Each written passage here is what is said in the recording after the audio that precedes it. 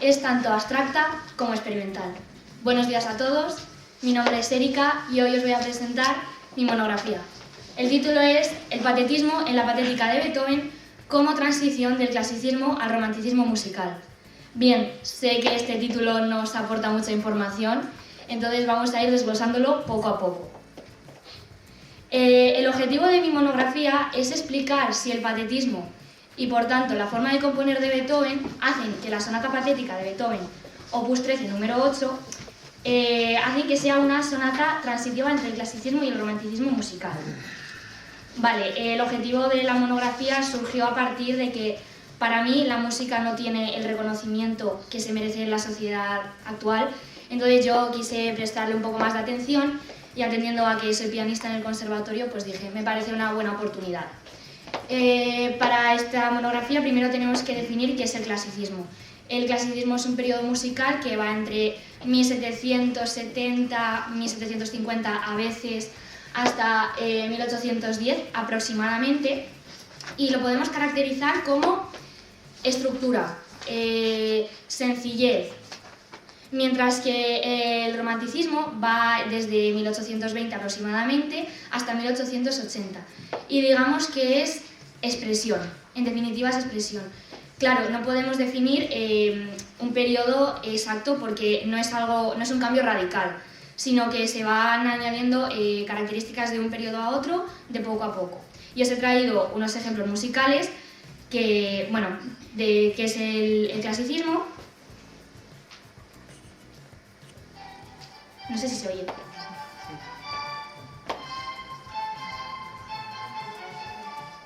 Vale, esto sería Eine Kleine, que es de Mozart, y esto es un ejemplo de música romántica.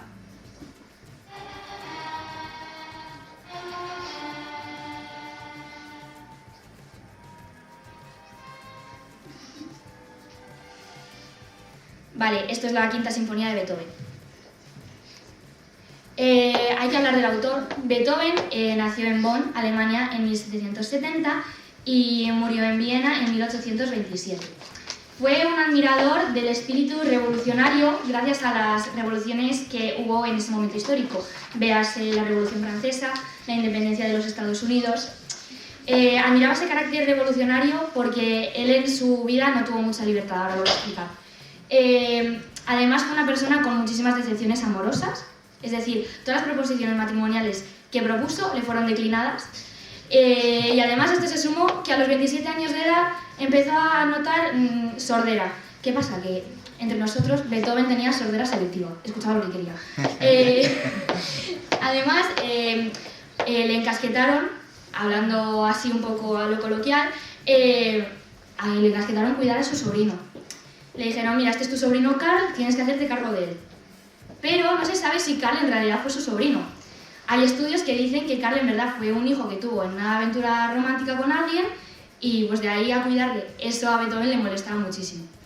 Todo esto le llevó a un periodo de decadencia que, como he dicho antes, Beethoven buscaba la libertad y acabó en el alcoholismo. El alcoholismo fue la causa de su muerte, ya que estudios recientes demuestran que Beethoven murió por una cirrosis hepática. Todas estas situaciones condicionaron su carácter y le convirtieron en una persona, digamos, bipolar. En términos de hoy en día le podríamos llamar bipolar. Tan pronto estaba eufórico como en una absoluta depresión. Y todo esto le llevó, como ya he dicho, a una búsqueda de libertad tanto personal como musicalmente. El concepto de patetismo. Patético no significa lo que entendemos hoy, que sería algo que carece de sentido, algo ridículo. Patetismo es todos los recursos utilizados para emocionar al oyente. Proviene de los 3 modos de persuasión de Aristóteles, que son el ethos, el pathos y el logos. Y, por ejemplo, para que nos entendamos, el patetismo es si tú ves a una persona llorar en una película, a ti te emociona y te entran ganas de llorar, generalmente. Entonces, Beethoven componía para ser entendido. Ya que en el resto de ámbitos de su vida no podía serlo, pues dijo, joder, musicalmente por lo menos voy a intentar que se me entienda. Y como he dicho antes, buscaba esa libertad. ¿Qué pasa? Que el carácter revolucionario de Beethoven lo podemos ver en una anécdota que leéis ahí, yo no tocaré para esos cerdos. Esto fue que fue a tocar al Palacio de los Linovsky, unos condes en Alemania, y claro, él componía para ser escuchado. Y se sentó a tocar y la gente lo único que hacía ahí era hablar, comer, y él se sintió fatal, cerró los libros, se levantó y salió de ahí gritando: yo no voy a volver a tocar para estos cerdos. O sea, ahí podemos ver que le daba exactamente igual todo y el carácter revolucionario que tenía. Vale, ya pasando al análisis musical, que es en lo que se basa mi monografía, el análisis musical está basado en un comentario de audición. Hacer un análisis de una obra musical es muy complicado porque no tenemos gráficos como hemos podido ver en otras monografías. Entonces tiene que ser algo un poco más, no subjetivo, pero no es tan detallado. Vale, entonces lo primero que tenemos que analizar es la estructura formal. La sonata clásica se compone de 3 movimientos: un allegro de sonata, un tempo lento y el tercero, que es un tempo generalmente de danza, bien sea un scherzo, un minueto, etcétera, etcétera. Y lo curioso es que Beethoven, en esta sonata, aunque no es el primero, incluye una introducción. Es una introducción que sirve de célula cíclica. Esto es que va a aparecer a lo largo de la obra y se va a repetir de distintas formas. Y os he traído cómo empieza la célula cíclica.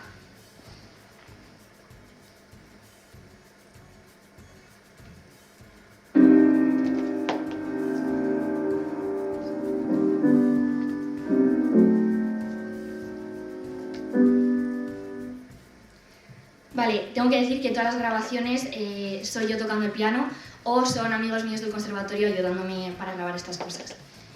Entonces tenemos el allegro de sonata, que es el primer movimiento de la sonata clásica, lo que he dicho antes. Se compone de exposición, desarrollo y reexposición, como en una narración, introducción, desarrollo y conclusión. Y entonces, aunque vemos que aquí Beethoven utiliza los 3 elementos principales, exposición, desarrollo y reexposición, también mete por medio la introducción. Luego lo que veis ahí los números son los compases en la partitura de cuál a cuál va cada parte.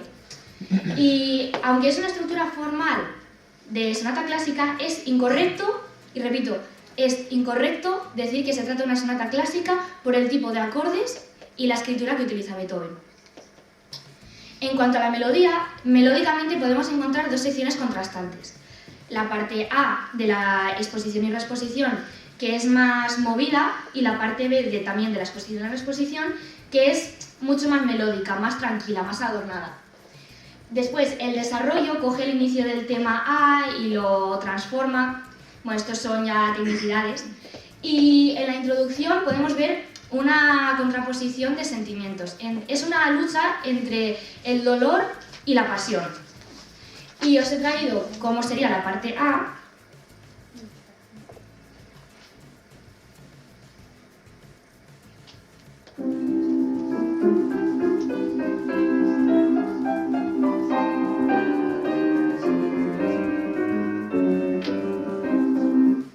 Vale, que como veis es muy movida. Y esto es la parte B.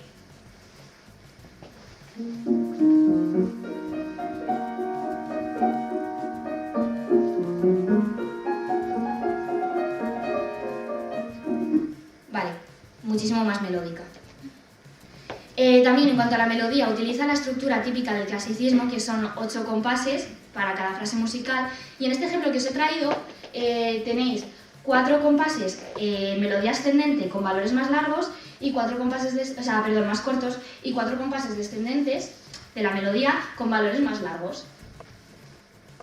En cuanto al ritmo, utiliza figuras sencillas y además en la introducción hace un uso excesivo de puntillos, podemos decir, que nos recuerdan a la obertura clásica de Lully, que es una obertura de óperas que es solemne, elegante, y además la notación musical junto con el tempo allegro crean movimiento. Y os he traído cómo sería la obertura de Lully para que hagáis una comparación.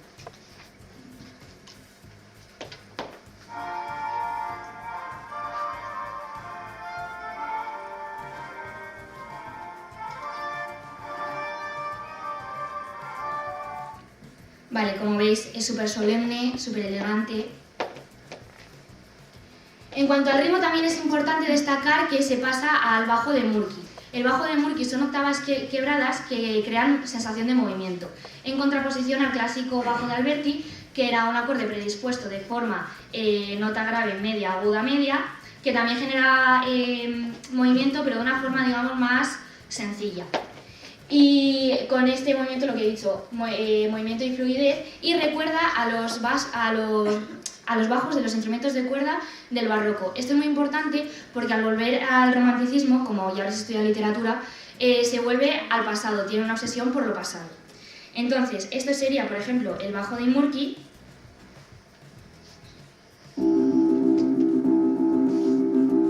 que es lo que tenéis en azul, y esto sería el bajo de Alberti.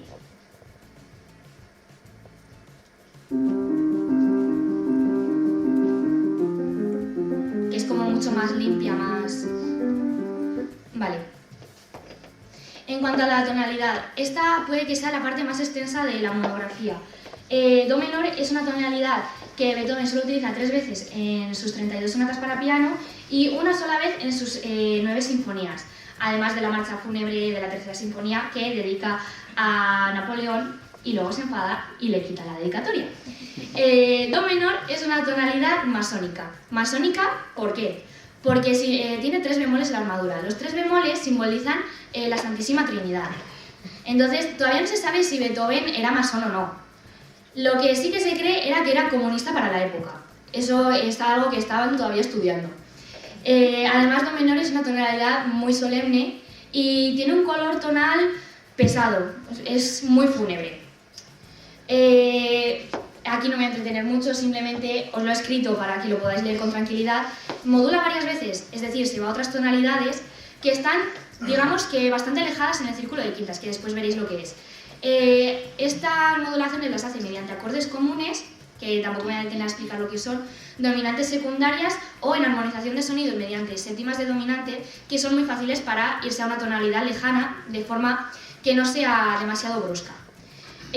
Además, de normal, en la sonata clásica la exposición está en la tonalidad principal, es decir, do menor. Después modularía a relativo mayor, que en este caso sería mi bemol mayor. El desarrollo comienza en mi bemol mayor y se va a la reexposición de nuevo a do menor. ¿Qué pasa? Que Beethoven, como era un revolucionario, rompe con este esquema y prácticamente se va un poco a donde le da la gana.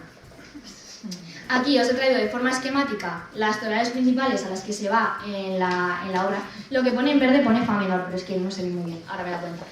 Abajo tenéis la cantidad de alteraciones de cada tonalidad que utiliza y como veis, por ejemplo, hay saltos de 6 bemoles a 3 bemoles o de 2 bemoles a un sostenido. Lo normal es irse de 2 bemoles a 3, de 2 a 1, etcétera, etcétera.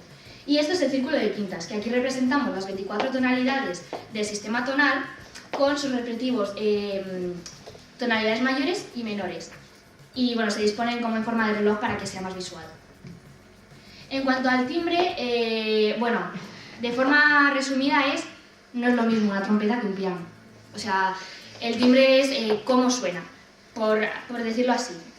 Y depende de los armónicos, que ahora los que seáis de física, de verdad estaréis interesados en mi monografía. Es elementos de un conjunto tales que son un infinito discreto y todos son múltiplos enteros de uno llamado fundamental.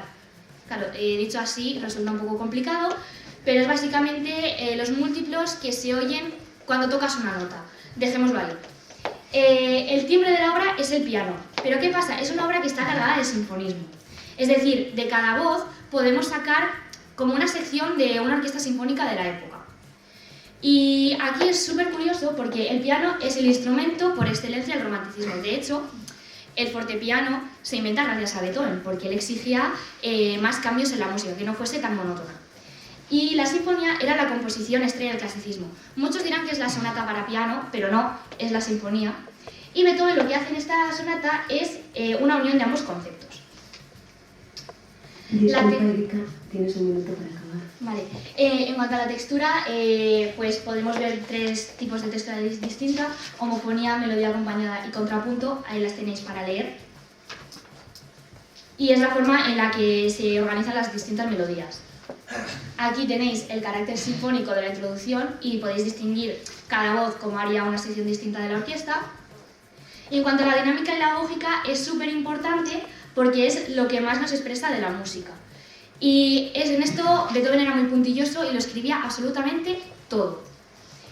Bueno, la lógica es casi ad libitum, que significa a voluntad, o sea, puedes hacer prácticamente lo que quieras, pero la dinámica sí que es como tiene que ser. Lo que he comentado antes del pianoforte, Y además el intérprete toca de la manera en la que Beethoven lo habría hecho en la época. Es decir, se crea un vínculo entre los sentimientos del intérprete y de Beethoven. Aquí tenéis un poco el resumen de lo que os he hablado. Y como conclusión me gustaría decir que esta sonata se compuso en 1799. 1799 no creo que sea una casualidad de que haya compuesto esta sonata, porque fue el paso a algo totalmente distinto, 1800. Y con esta sonata lo que hace Beethoven, lo que he querido exponer con mi monografía, es esa transición del clasicismo al romanticismo musical.